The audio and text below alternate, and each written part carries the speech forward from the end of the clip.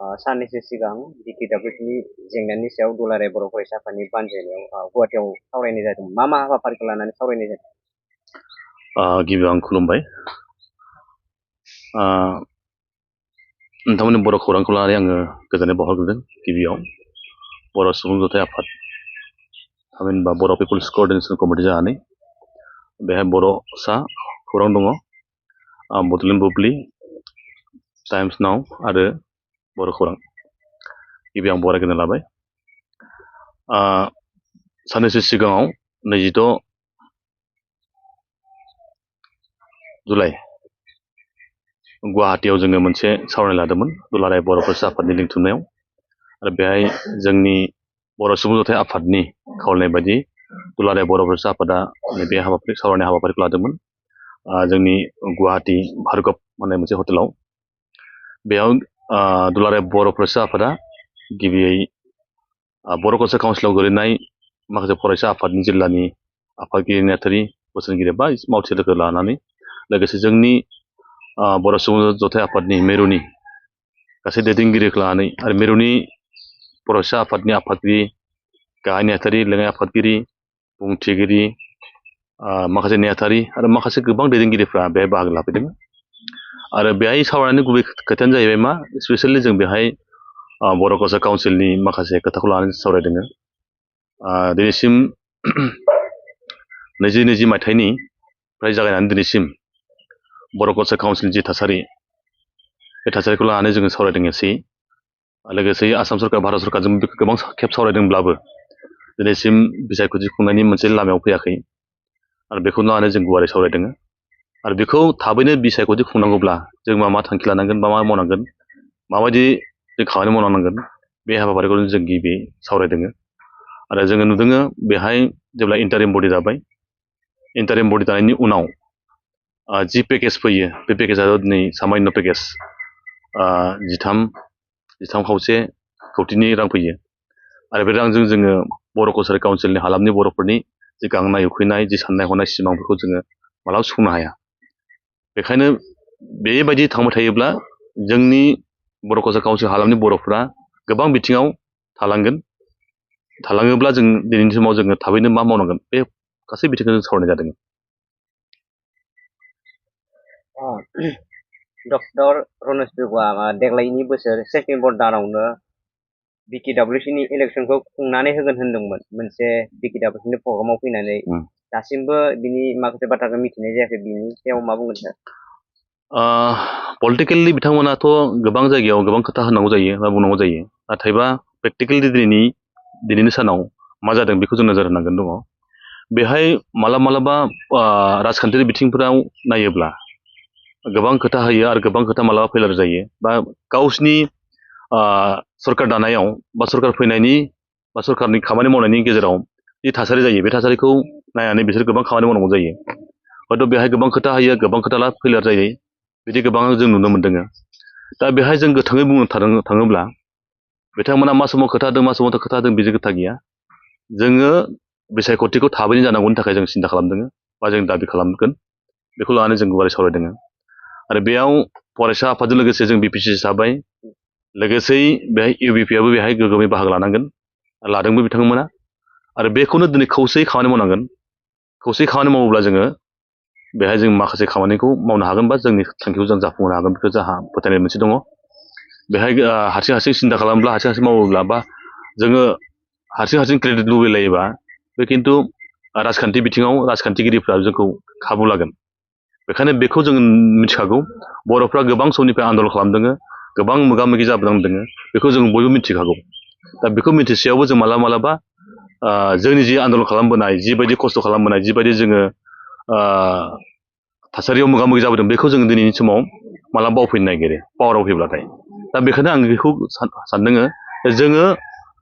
मानि थाखाय आन्दलन खालामदों, मानि थाखाय जोङो फैदों, आरो जों बर'फोरखौ मा खालामनो नागिरदों, बे गासै बिथिंखौ जों गोसोखांनांगोन आरो गोसोखांनानै दिनै खामानि मावनांगौ दङ। दा बेहाय जों नुबाय डक्टर रनज पेगु बिथाङाथ' जोङो गोबां खोथा होदों बा गोबां बुङो, नाथाय मालाबा बिथाङा बुंदोंब्लाबो आसामनि गिबि मन्थ्रिया मालाबा बेलेग खोथा बुङो। साननैसो सिगाङाव नोंथांमोना हयथ' मिथिगौ, रादाबनि गेजेराव बुंदों सेप्तेम्बर दाननि गेजेराव बिटिआरआ बिसायख'थि खुंजागोन आरो बिनि उनाव मिसिं सनवाल बा मरान मटकनि खोथाखौ बुंदोङो बिनि उनाव बिसायख'थि खुंगोन डिसेम्बरालागै हायाखै बिनि सिगाङाव हयथ' माखासे रहस्य थानो हागौ दा भिलेज नटिफिकेसन जादोङो आरो बिनि गेजेराव गोबां गामिफोरा थालांबावदों होननानै जों मिथिदोङो बेखौ अलरेडि दुलाराय बर' फरायसा आफाद आरो ABPO लोगोसेयैनो बर' फरायसा काउन्सिलनि गाहाय मावफुं सोद्रोमा मिहिनेश्वर बसुमतारी मानगोनां बिथांजों लोगोसेयैनो बिथांमोननि मोनसे हान्जाया सावरायखांबाय जों नुदोङो बिजुस हाजरिका बिथांजोंबो दा बेहाय माबायदि फिथाइ थादों जों मोजाङै मिथिजोबा नाथाय जों आसा खालामदोङो थाबैनो बेखौ मोनफ्रोम आफादा जथायैनो सावरायनानै बे थालांनाय गामिफोरखौ थाब सोसननांगौ आरो थाब सोसननायनि उनाव थाबैनो बे बर' फरायसा काउन्सिलखौ मिसिं अट'नमास काउन्सिल बा सनवाल काउन्सिलखौ जुदि खालामनो नागिरदोंब्ला जोंनि बर' फरायसा काउन्सिलाबो बेहाय थाबैनो बिसायख'थि जाफानांगौ मानो होनब्ला बिसायख'थि जाफायाब्ला आरो बिसायख'थि जायाब्ला जोंनि जिथु मोननांगौ रां बावजा बे मोनफैनाय नङा आरो रां जुदि जोंनि आखायाव फैयाब्ला जों बे हालामनि बर' ओनसोलखौ जिखुनु बिथिङावनो जों जौगाहोनो हानाय नङा जोंनि थांखियाथ' जों जौगानाय बर' हारिखौ बुहुमाव गेरेमसा माहारि दानाय सोलोंथाइनिफ्राय हमनानै आबादनिफ्राय हमनानै दिनै ससिय' इक'नमिक गासै बिथिंखौ जोङो नोजोर होनानै खामानि मावनांगौ दङ बेखायनो बिसायख'थिखौ थाबैनो खुंनांगौनि थाखाय जों खावलायगोन सरकारखौ नारसिननांगौ दुलाराय बर' साफारखौ बेखायनो जों बुंदों थांनाय 26 जुलाइआव दाखालि गुवाहाटि सावरायनायाव जों बुंदोङो जे दुलाराय बर' फरायसा आफादा आखायाव लानांगौ आरो जोंनि बर' सुबुं जथाय आफादखौ लाफानानै लोगोसेयैनो ABPOआबो बेहाय थाफानानै जथायैनो बे खामानिखौ मावनानै गोख्रोङै आसाम सरकारखौ नारसिननांगौ थाबैनो बिसायख'थि जानांगौ बिसायख'थि खुंथायनि उनाव जोङो जोंनि बे हालामनि बर'फोरखौ बबे बिथिङाव सावरायनांगौ होननानै बबे बिथिङाव जों जौगाहोनांगौ बे गासै बिथिंखौ जों गेजेरजों सावरायनायनि गेजेरजों बे जौगानाय हाबाफारिखौ जों मावनो हागोन नङाब्ला जों आसा खालामनो हानाय नङा बेखायनो जों आसाम सरकारखौ खावलायगोन आरो डक्टर रनजखौ खावलायगोन जाहाथे बिथांमोना बे बिथिंखौ जेबो राजखान्थि गेलेयाबालानो जेबो राजखान्थि सानाबालानो गोनो गोथो गैयाबालानो थाबैनो बिसायख'थिखौ खुंथारनांगौनि थाखाय जोङो दाबि दैखांगोन आरो जों खोनानो मोनदोङो ABPO बा बर' फरायसा काउन्सिलनि मानगोनां गाहाय मावफुं सोद्रोमा मिहिनेश्वर बसुमतारी बिथाङा मोननि दैदेननायाव फैगौ आगष्ट दाननि 7 अक्ट'आव धेमाजि जिल्लायाव सानजारि नोगोराव मोनसे होख्रावनाय मोनसे हाबाफारि लादोंमोन होननानै खोनादों जों मोनदोङो जोंनिफ्राय जों बरायदोङो आरो थिग बेबायदि थांखिखौनो जोङो थांनाय 26 अक्ट'आव सावरायदोंबो जाहाथे बेहाय जोङो बिसायख'थि खुंजानायनि थाखाय जोंबो मोनसे आन्दलननि मोनसे थांखिखौ जों लादोङो नाथाय जोङो डेटखौ बा अक्ट'खौ जों थिग खालामनाय जायाखै जों खालामगोन सावरायनायनि गेजेरजों बेहाय गोग्गोमै जोङो बेहाय जों मोनफ्रोम आफादखौ खावलायगोन मोनफ्रोम बर' दैदेनगिरिफोरखौ जों खावलायगोन साफ्रोम बर' सुबुंखौ जों खावलायगोन बे खावलायनाय बायदि गासै रायजो राजा फैनांगोन जाहाथे जोंनि जौगानाय जोंनि डेभेलपखौ जोङो मोजाङै खामानि मावनो हायो बे बिथिंखौ नोजोर होनानै जोङो बे हाबाफारिखौ लानायनि मोनसे थांखि लादोङो जुदि देग्लाय बोसोराव BKWनि इलेक्सना जामारोब्ला मा बेबस्था लागोन आरो बेखौनो जों बुंदोङो जोङो गणतान्त्रिक हिसाबै जोङो आन्दलन खालामगोन बे सैथो खोथा आरो बिनि गेजेरजों जों फोरमायगोन गुबुन गुबुन काउन्सिला जुदि बिसायख'थि खुंजायोब्ला बर' फरायसा काउन्सिला मानो खुंजाया खारना बे दिनै BTRनि बा BTCआ दिनै बिसायख'थि जागोन बा जाबाय थादोंबो सेक्सुयेल हिसाबै बेखौ बुंनांगौ खोथा गैया नाथाय जों BTR आरो BTRनि बायजोनि बर'फोरखौ समान समान जौगालांनांगौब्ला जोङो थाबैनो बे बिथिङाव खामानि मावनांगोन आरो आं खावलायगोन BTRनि जेसेबां दैदेनगिरिफोर दं लिडारफोर दङ बिथांमोनाबो नैबे बर' फरायसा काउन्सिलनि बिथिङाव गोग्गोमैनो बाहागो लानांगौ दङ आरो गोग्गोमै खोथा बुंनांगौ दङ मालाबा जों सानफ्लाङोबो नुफ्लाङोबो BTRनि परिबेखखौ लानानै जोंनि मालाबा बर' फरायसा काउन्सिलनि बाथ्राखौ मालाबा बावलांनाय बायदि नुनो नागिरो बेहाय जों खावलायगोन स्पेसियेलि जोङो बर' सुबुं जथाय आफादनि जानानै जों खावलायगोन बेहाय BTR आरो बर' फरायसा काउन्सिल होननानै खोथा गैया एकर्डआ जादोंब्ला मोनसेयावनो जादोंब्ला जोङो जयैनो जथायैनो जोङो खामानि मावनांगोन BTRनि चिफ मानगोनां प्रमद बर' बिथांखौबो जों खावलायगोन आरो बिथांनि जेसेबां सिङाव थानाय दैदेनगिरिफोर दङ बिथांखौबो खावलायगोन आरो बिनि अनगायैबो दिनै गोबां राजखान्थियारि बिथिंनि दैदेनगिरिफोर दङ गुबुन गुबुन आफादनि बिथिंनि दैदेनगिरिफोर दङ बिथांमोनखौ जों खावलायगोन जाहाथे बर' फरायसा काउन्सिलनि थाखाय बयबो मोनसे गाराङैनो खोथा बुंफैनांगौ बा बुंनांगौ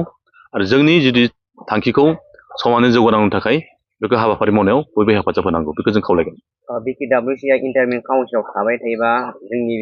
बिटिआरनि बायजोनि बर'फोरनिफ्राय जौगानायनि खामानि मावनो हागोन जानो थारैनो? बेथ' जानो हाया। बर' कसार काउन्सिलखौ जौगाहोनोब्ला बिसायख'थि जाखानांगोन। जुदि राजखान्थियारि बिथांमोना बर' कसारि बै अफिसनि मानसिफोरा जिबायदि लेखा राननांगौ बा हरनांगौ दैथायहरनांगौ बेखौ बारा गुरुत्व होआ, जायनि थाखाय गोबां फरायसालिनि गाहाय फोरोंगिरिफ्रा मोनसे पेकेटखौ लांनायाव एनरलमेन्टआ बेसेबां दङ बिनि बारा लेखाखौ लांफ्लाङो आरो बिदिनो गोबां फोरोंगिरिफ्रा बिदि लांनायावनो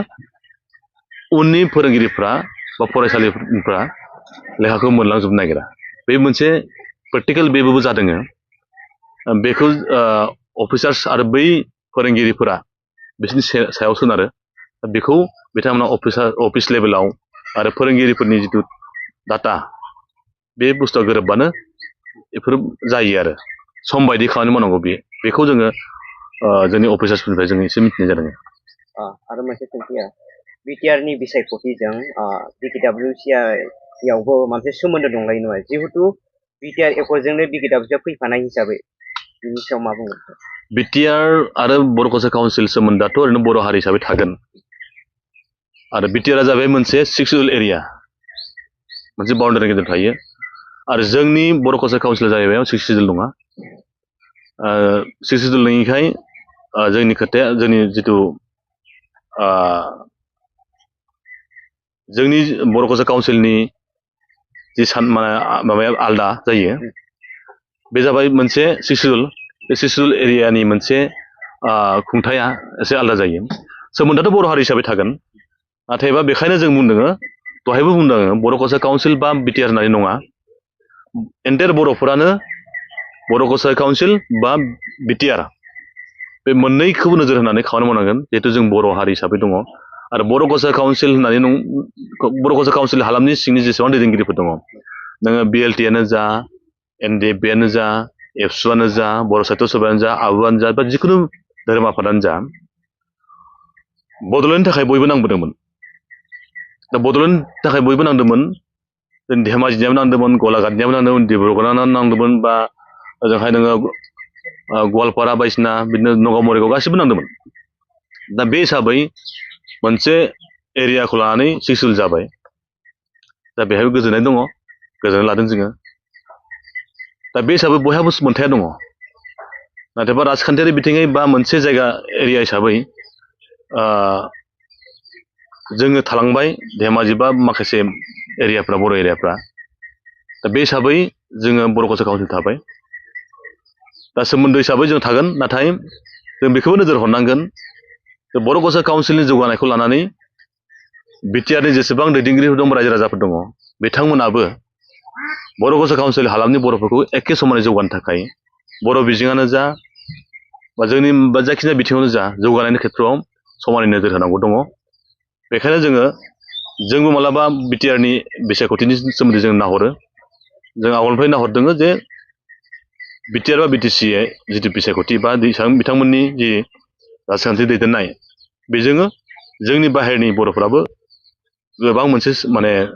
सोमोन्दो बा मोनसे माबाया बारहावा थाबाय थायो। बे हिसाबै दङ बर' हिसाबै, बे सोमोन्दोआ थागोन बर' हिसाबै। दा बेखायनो जौगानाय बिथिंखौ नायोब्ला, जायखिजाया बिथिंखौ नायोब्ला जोङो एन्टायार बर' हिसाबै जों खामानि मावनांगौ दङ। बेखायनो सोमोन्दोआ जोंहा थागोन। आरो मोनसे सोंथिबाव, देग्लाय बोसोराव BKWCनि इलेक्सना जामारोब्ला माबायदि जों बर' रायजोफोरा बाहागो लानांगोन बेयाव मा बुङो? बिसायख'थि जायोबाथ' बर' रायजो राजायाथ' बाहागो लाखानांगोन, खारन बेहाय बर'ल' दङ बर' कसार काउन्सिलाव। दा बेखौ सोब खेथ्रआव बुंनो हाथ'नाय नङाब्लाबो जों माखासे खोथाखौ उनाव बुंगोन। बेनि खेथ्रआव जोङो बर' हिसाबैनो बर'आ बाहागो लानांगोन बर' कसार काउन्सिलाव। बेखौ माबायदियै गेलेगोन, माबायदि बिथिङाव थांगोन आरो माबायदि सिन्थाधारा थांगोन, बेखौ जोङो दिनैनि समाव बुंजोबनो हानाय नङा। जों बुंगोन साननैसो उनाव, जेब्ला बिसायख'थिखौ आसाम सरकारा डिक्लेयार होयो बा फोसावो, अब्ला जों माखासे खोथाखौ बुंगोन बेहाय। खारन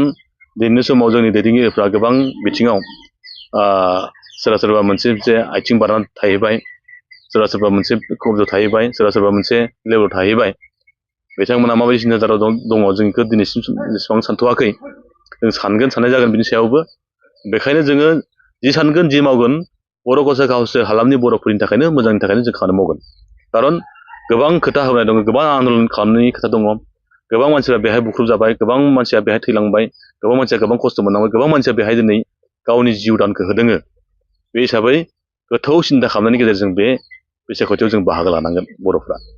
जोबथारनायाव मोनसे कुइसनबाव बिटिआरनि बायजोनि बर' कसारि काउन्सिल हालामनि सिंनि बर' सुबुंफोरखौ जुदि बिमा बाथौलि नायबाय थायोब्लाथ' बिथांमोना जोंखौ थालांहोबाय थागोन जिखुनु माने बिथिङाव नोजोर होनानै बिथांमोना जोंखौ माबा मोनसे कौशलनि गेजेरजों जोंखौ थालांहोबाय थानोबो मोनसे थांखि लानो हागौ बेफोर जायो नाथाय बेहाय जोंनि दैदेनगिरिफ्राथ' बेहाय साखाफारा जानांगोन जोंनि दैदेनगिरिफ्रासो बुजिनांगोन बेहाय बिथांमोना इन्डारे मडियाव दङ बिथांमोना मा सानदों जों मिथिया बिथांमोना हयथ' इन्डारे मडियाव थाबाय थानायखौबो लुबैदों जानो हागौ माखासेया नाथाय बेखौ सानोब्ला गोरोन्थि जागोन जों खावलायगोन जेरैखिजाया बिसायख'थिखौ खुंनांगोन नङाब्ला जोंनि जौगानाया जानाय नङा कार्बि आंलं जिल्लानि मोनसे जेंना दासिमबो आसाम सरकारा मावफुंनो हायाखै बिनि सायाव मा बुंनो सार कार्बि आंलंनि जिथु एसटि हिल्स बा हाजोआरि एसटि जानाय बेथ' दाबि दंखायोआनोखा दा बेखौ लानानै दुलाराय बर' फरायसा आफाद दाखालिबो जों सावरायदों कार्बि आंलंनि खोथाखौ लानानै गुवाहाटियाव दा बे बिथिंखौ लानानै दिल्ली सरकारजोंबो सावरायखांबाय अमित शाह बिथांजों नोंथांमोना नुदों दुलाराय बर' फरायसा आफादनि माखासे टिमा थांनानै सावरायदों आरो बेखौ लानानै कार्बि आंलंनि काउन्सिलनि गाहाय मावफुं सोद्रोमा बिथांमोनजोंबो सावरायदों कार्बि आंलंनि दैदेनगिरिफोरजों सावरायदों बिथांमोना एसे गंदोंब्लाबो सिङाव माखासे बाथ्रा दंबावो होननानै खोनानो मोन्दों बेखौ हयथ' सावरायनायनि गेजेरजों फोजोबनो हागोन होननानै आं सानदों बेखौ दुलाराय बर' फरायसा आफादा गोग्गोमै नांदों आरो सावरायदों बेखौबो सुस्रांनायनि मोनसे लामाखौ लांबाय दङ जेरैखि जाया कार्बि आंलंनि बर' फिसाफ्राबो हाजोआरि मोन्थाइखौ जों मोनथारनांगोन बिनि थाखाय नांबाय थागोन आरो जाफुङागौ माने बे जुजिनाया नाजानाया थाबाय थागोन जोंनि बे बिटिआरनि बायजोआवबो गोबां फरायसालिफ्राव गोबां जेंना नुजायो जेरै फरायसालियाव फोरोंगिरि सासे बबावबा सानै फोरोंगिरि नांगौ जादों बिनि सायाव दुलाराय बर' फरायसाया माबायदि हाबा मावगासिनो दं सानो दुलाराय बर' फरायसाफोरनि थाखायथ' बेनो मोनसे गिबि खामानि होननानै बुंनांगोन मानो होनब्ला दिनै गोबां नाजानायनि गेजेरजोंब्लाबो दिनै सुजुबनो हायाखै नंगौ बियो गोबां फरायसालिफोराव सिंगल टिचार दङ बा अबेबा गैयामोन दा बेखौ लानानै दिनै गोबां सोमावसारनाय जादों गोबां सरकारजों सावरायनाय जादों दा बेहाय मोनसे बाथ्रा फैयो मोनसे हारिखौ गादबनोब्ला सोलोंथाइनि खेथ्रखौ गादबोब्ला मोनसे हारिया अट'मेटिक दुरबल जालाङो दा खोथाया जाहैबाय मा बे आसामाव मोननै रावाल' सरकारजों गनायजानाय जेरै असमिया राव आरो बर' राव अबयस्से गुबुन गुबुन रावा गनायजादोंब्लाबो आसाम हिसाबै आसामाव बर' आरो असमियानो गिबि जों होनना बुंनांगोन आरो बर' हिसाबै मोनसे हारिल' मोनसे हारिया बे बर' बिजोंखौ दिनैनि समाव फरायो दा बेखायनो जों नुदों जों बुहुमाव मानसि हिसाबै थांना थानो नागिराखै बुहुमाव जोङो बर' हारि हिसाबै थांना थानो नागिरदों बेखायनो बर'नि राव हारिमु आसार खान्थि धोरोमखौ जों लाखिनो नागिरदों आरो बेखौ लाखिनोब्ला बर' बिजोंखौ नांथारगोन आरो बर' बिजों गैयाब्ला हयथ' जोंनि सानसे समाव बर' रावा गोमालांनोबो हागौ बा गोबां बिथिङाव दुरबल जानो हागौ दा बेखायनो बे नोजोरखौ लानानै जोङो हदाय खामानि मावदों आरो बुंबोदों बर' बिजोंखौ जेरैखिजाया लाखिनांगोन आरो बिनि थाखाय आसाम सरकारखौ नारसिनबाय थादों आसाम सरकारा जेरैखिजाया जोंनि बर' बिजोंखौ फोथांना लाखिनायाव हेफाजाब होनांगोन आरो बेहाय सिंगल टिचार नङा डाबल टिचार हरनांगोन फोरोंगिरि हरनांगोन आरो बेखौ लानानै जोङो नाजाबाय थादों आरो बेहाय मालाबा राजखान्थियारि बिथिङाव नोजोर होयोब्ला बिथांमोना गोबां कौशल खालामनो नागिरो आरो जों बेखौबो मिथिदों मालाबा अफिसार्सफोरा फ्राय जोंनि बर' मानसि नङा गुबुन हारिखायनो अफिस लेभेलावबो बिथांमोना गोबां गोहोयै खामानि मावो आरो गोबां माने माबाफोरखौ लेखा बायदिसिना मा होनो बेखौ गोबां बिथिङाव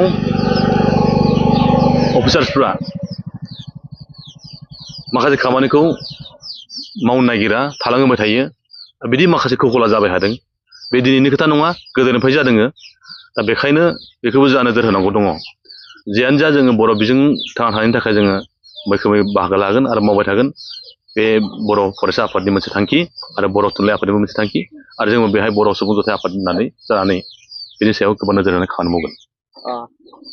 जों मिथिनो मोनो जे जों बर' बिजोंनि फरायसालियाव लेखाया खोब खम जानायखौ नुनो मोनो ओमफ्राय गुबुन बिजों बा आसामिस मिडियामखौ लेखाया गोबां एभेलेबेल थायो जोंनि बर'नियाव मानो बेफोर जाया? बेहाय जोङो सावरायनानै मोननाय बायदिब्ला बेहाय एनरलमेन्टआ बेसेबां जायो बेखौ डाटाखौ लानानै बिथांमोना हरो आरो हरनायाव मालाबा बोसोरफ्रोमबो फरायसाफोरा मालाबा बारायो आरो मालाबा खमायो आरो मोनसे डाटाखौ लानानै मालाबा गारनानै सोलिनो हानाय नङा दिनै समाव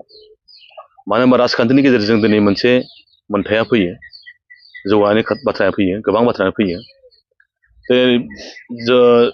बिटिआर बायजोनि बर' भाषा काउन्सिल हालामनि बर'फोर होननाय लोगो लोगो बे माखासे बाथ्राया फैयो दिनै जोङो गोबां राजखान्थिनि बिथिङाव नायहरोब्ला गोबां जोंनि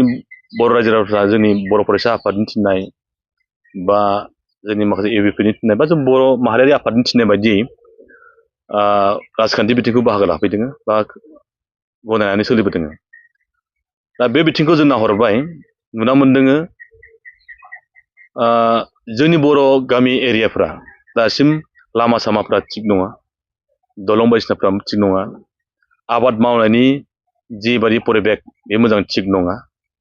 जोंनि थांलाय फैलाय जान बाहन लामाफ्रा थिग नङा जों जिबायदि थांनानै फालांगि मावनांगौ जिबायदि थासारियाव जोङो धोरोम सिबिनांगौ जिबायदियाव थानानै जोङो मोनसे मोजां थासारि मोननांगौ बे दासिम जाफुङाखै दा जोङो गोबां बिथिङाव जोङो सावरायनायनि गेजेरजों मालाबा सोरखौबा एमएलए हिसाबै देरहाहोयो एमपि हिसाबै देरहाहोयो सोरखौबा जिल्ला परिषद हिसाबै देरहाहोयो सोरखौबा बिदिनो पन्सायत लेभेलाव जों देरहाहोयो मावबोदों नाथाय जोंनि जिथु साननाय बायदि जोङो मोननो हायाखै दा बेखौ नाहरोब्ला जोङो दिनै गोबां बिथिङाव जोङो बर'फ्रा राजखान्थि बिथिङै जोङो थालांना दङ बेखायनो बेखौ सुफुंनोब्ला बर'फ्रा खौसे जानानै खामानि मावनांगौ दङ मोनफ्रोम आफादा ज' जानानै खामानि मावनांगौ दङ गावनि सिंनि माखासे बाथ्राफोरखौ दोनथ'नानै एन्टायार बर'नि सार्थ'आव बर' भाषा काउन्सिल हालामनि जौगानायनि सार्थ'आव जों खामानि मावनांगौ दङ बेखायनो जों खावलायगोन जे बर' भाषा काउन्सिल हालामनि जिथु जौगानायनि खामानि बेखौ मावनांगौबा जौगानांगौब्ला थाबैनो नै बर' भाषा काउन्सिला बेसायख'थि जाथारनांगोन आरो बिनि लेभेलनि गेजेरजोंसो जोङो माखासे राजखान्थि बिथिंखौ जों लांनानै जोङो जौगानाय खामानि मावनांगोन आरो मोनसे खोथा सानबावनांगौ दङ जोङो जे बिटिआरनि अनगायै बर' भाषा काउन्सिल हालामनि सिङाव जोङो सासेबो जोंहा एमएलए बिदि जों मोननो थाङाखै बोरैबा मा होनो गवालपारायाव सासे मोनदों बे कंग्रेसनिफ्राय मोनदों बिथाङा जियानो जा जोङो सावरायनायनि गेजेरजों बर' भाषा काउन्सिल हालामनि सिङावबो जि हायो एमएलए फोथायहरनायनि मोनसे थांखि जों लानांगौ दङ आरो हायोब्ला एमपि बिथिंखौबो जों नोजोर होनांगौ दङ बेबायदि थासारिखौ लाबोनो हायोब्ला जों जौगानायनि मोनसे बाथ्राखौ लांनो हायो आरो राजखान्थियारि बिथिङै समाजखान्थियारि बिथिङै जिखुनु बिथिङाव जों खामानि मावनो मोनसे लामाखौ जों मोनगोन होननानै जों आसा खालामदों। बेहाय बर' भाषा काउन्सिल हालामनि बाथ्रा बुङोब्ला मोनसे बाथ्राखौ जोङो सावरायनांगोन राभा हासंनि बाथ्राखौ राभा हासंआव जोंहा मोननै जिल्ला दङ साउथ कामरुप आरो गवालपारा बे साउथ कामरुप आरो गवालपारा बे मोननै जिल्लानि बर'फोरा दिनै राभा हासंनि सिङाव दङ जिहेतु जोंबो धेमाजि लखिमपुरा मिसिं काउन्सिलाव दंमोन दा बेखौ सावरायनायनि गेजेरजों जोङो मिसिं काउन्सिलाव लाबोनानै जों बर' भाषा काउन्सिलाव लाबोबाय दा बे बिथिङाव जों दङ बेखायनो राभा हासंनि बाथ्राखौ जों बुङोब्ला सावरायोब्ला जों बेखौ बुंनांगोन जे राभा हासंखौ 6 सिडुल बानायनायनि सार्थ'आव आसाम सरकारा बा आसामनि गिबि मन्थ्रिया गोबां बाथ्रा सावरायदोंमोन आरो बे 6 सिडुल बानायनो थाखायनो राभा हासंआव थानाय बर'फोरखौ बर' भाषा काउन्सिलाव थाथ'नो होआबालानो 6 सिडुलाव हाबनांगौ होननानै बिथांमोना गोबां खोथा बुंदोंमोन आरो बिनि थाखायनो हयथ' बे भिलेज नटिफिकेसनावबो बर' भाषा काउन्सिलाव बिथांमोननि गामिखौ गारबोथ'नाय जादों बे बाथ्राखौ लानानै गोबां सिरियास सावरायदों आरो बेखौ लानानै थांनाय 2024 मायथाइनि 28 आगस्टआव सावरायनाय जादोंमोन बेखौ मोजाङै सावरायनांगौ होननानै इउजि ब्रह्म बिथांनि दैदेननायाव आरो नेक्स्टआव सावरायदोंमोन बिस्वजित दैमारिनि थिननायाव बा बिथोन बायदियै 10 मार्चनि 2025 मायथाइयाव सावरायदोंमोन खेबसेबाव आरो फिन सावरायबावनाय जादोंमोन राभा हासंनि सिंनि बिसिसि गोबां आफादखौ लानानै सावरायबावनाय जादोंमोन मोनसे स्मल कमिटि मोनसे दानायनि खोथाबो बुंबाय थादोंमोन नाथाय बे दासिम दानाय जायाखै 29 मार्चनि 2025 मायथाइयाव सावरायबावदोंमोन नाथाय बे सावरायनाय बायदिनो थांदों नाथाय मोनसेबो फिथाइ थायाखै आरो बे बिथिंखौ लानानै जोङो बुंदों दुलाराय बर' फरायसा आफादानो बेखौ आखायाव लानानै थाबैनो सोदांनांगौ दङ मानो होनब्ला बर' कालचार काउन्सिलाव राभा हासंनि बर'फ्रा थानो मोननांगौ जोंनि न'खराव बिथांमोनाबो थानो मोननांगौ आरो जोंनि जिथु गोदान मोनसे न' बानायनाय जोंनि मोनसे बिथा बानायनाय बेहाय बयबो बर'फ्रा थानानै खामानि मोननांगौ बेखौ हदाय जोङो बुंबोदों आरो जाजानोबो लुबैदों 6 सिड्युला माला जागोन बेनिबो मोनसेबो दासिम गरन्थ गैया बे आसाम सरकार आरो भारत सरकारनि आखायाव दङ दा बे जायैनि सिगां 6 सिड्युल जायैनि सिगां बिथांमोना खावलायदों जे बर' कालचार काउन्सिलावनो जोङो थाथ'नांगौ जुदिहाय 6 सिड्युल जायोब्ला बेखौ सावरायनायनि गेजेरजों जोङो थाफिननायनि मोनसे थांखिखौ लादों आरो बेखौ राभा हासंनि गोबां दैदेनगिरि राभा सुबुंजोंबो गोबां सावरायनाय जादों होननानै बिथांमोना खोथा बुंदों आरो राभा काउन्सिलनि मुरब्बिफोरजों दैदेनगिरिफोरजोंबो सावरायदों होनना बुंदों बेहाय माखासे दाबि दङ बे दाबिफोराबो लानानै बिथांमोनजों सावरायदों आसाम दुलाराय बर' फरायसा आफादाबो सावरायदों होनना बुंदों दा बे गासै एन्टायार बे दाबिफोरखौ लानानै मोजाङै स्र'यैनो आसाम सरकार बर' फरायसा आफाद Rabha student union Rabha council बर' कालचार काउन्सिल जोंनि गासै दैदेनगिरिफोरजों लानानै बेखौ मोजाङै सावरायनांगौ दङ थाबैनो सावरायनायनि गेजेरजों सोदांनांगौ आरो सोदांनानै बेखौ राभा हासंआव दोननाय जायो ना बर' कालचार काउन्सिलाव थानाय जायो ना 6 सिड्युला माला जागोन आरो राभा हासंआव थायोब्ला मा दाबिखौ लाना थागोन मा दाबि दङ जोंनि बे गासैखौबो सावरायनायनि गेजेरजों स्र'यैनो सावरायनांगौ दङ आरो बेखौ थाबैनो जों मावजानो लुगैदों आसाम सरकारजों खावलायदों बर' फरायसा आफादजों UBPOजों जों BPC हिसाबै BCC लोगोसेयैनो बर' कालचार काउन्सिल गासै जथायैनो थाबैनो सावरायनांगौ सावरायनायनि गेजेरजों बेखौ थाबैनो सोदांनांगौ आरो सोदांनायनि गेजेरजों थाबैनो बर' कालचार काउन्सिला थाबैनो बैसागुथि खुंजानांगौ बेखौ जोङो बर' सुबुं जथाय आफादनि जानानै खावलायदों जों मालाबा नुयो आसाम सरकारखौ जे मालाबा गोसो बायदि खामानि मावनाय बायदिखौ जों नुहुरो बेहाय जों बेबायदिखौ जों नुहुरदों मिसिं काउन्सिल सनाल काउन्सिल बा गुबुन काउन्सिलफ्रा बिसायख'थि जायैया गोबावानो जाबाय दा बेखौ आसाम सरकार खुंना होआखै आरो बिथांमोना गावसिनि राजखान्थिनि गोबां माने प्लास माइनास मोजां गाज्रिखौ नोजोर होनानै खालामाखै बिदि होनना जों सानदों नाथाय बिसायख'थि खुङाबाथ' जों मिथिगौ जे एसे प्रब्लेमा फैया नङा फैयो दा बेखायनो मिसिं काउन्सिल सनाल काउन्सिलखौ बिसायख'थिखौ खुंथ'वाबालानो